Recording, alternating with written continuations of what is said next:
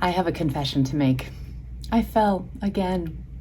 I'm a runner and I've fallen a lot. I broke my foot once about a year ago. I tripped and hit some kind of cement thing with my knee. It ballooned up, tried to run through it. That was not a good idea. Gave it a couple weeks to heal and then picked up running again. Kept running through it. Everything seemed fine. And then about 2 months ago, I started having not only knee pain, but also hip pain. Kept running through it. Got to the point where the hip pain was searing and I realized I probably ought to get that checked out, lay off the running and reevaluate. So I did that. I've been doing physical therapy for the last 4 to 5 weeks. Finally got the clearance to go running again. And what do you think I did? Yeah, I fell again. I fell again. And I came back from my run covered in mud and blood, and I tried to sneak to the bathroom without anybody seeing because I didn't want anybody to tell me that I'm an idiot, which I already knew. And I also didn't want anybody to tell me that I should really stop running because running is something I'm passionate about. But the reason why I'm even telling you this story is because I learned something that I think is kind of metaphorical to what we all do when we get into habits and patterns that are comfortable and familiar for us. One of the problems is that I live in Phoenix, Arizona, and right about now in Phoenix, Arizona, there are extreme heat warnings that start at 8 a.m. It's crazy. We're in the triple digits even in the evening after the sun sets. So when you go running in Phoenix, Arizona, one of the things you look for is shade. And unfortunately, the path that I have become accustomed to running to, in the shady areas, which are usually by trees, there are a lot of exposed roots. And that is what I tripped over this last time.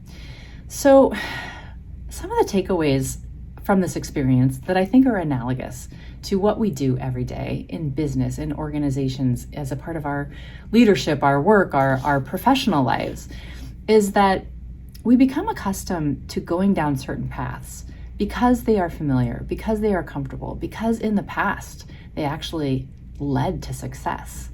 But every once in a while we fall down, and falling down is part of the process, by the way. I don't have a problem with falling down.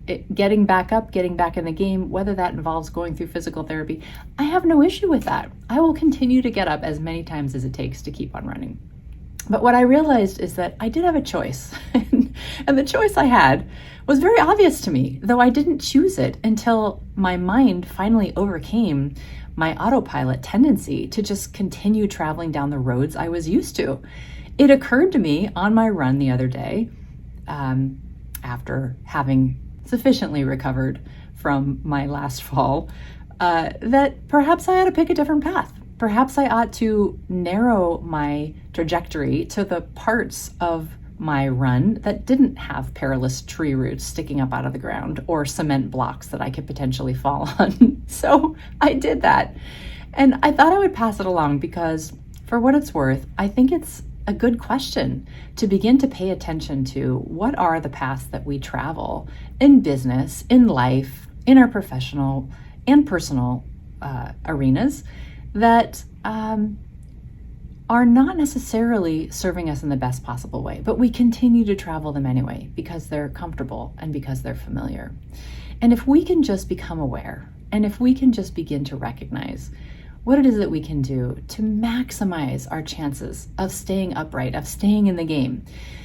We already know that there's going to be things coming at us that we can't control. There's always unexpected circumstances, people who do things that are unexpected, turn of events that we couldn't anticipate or have no control over.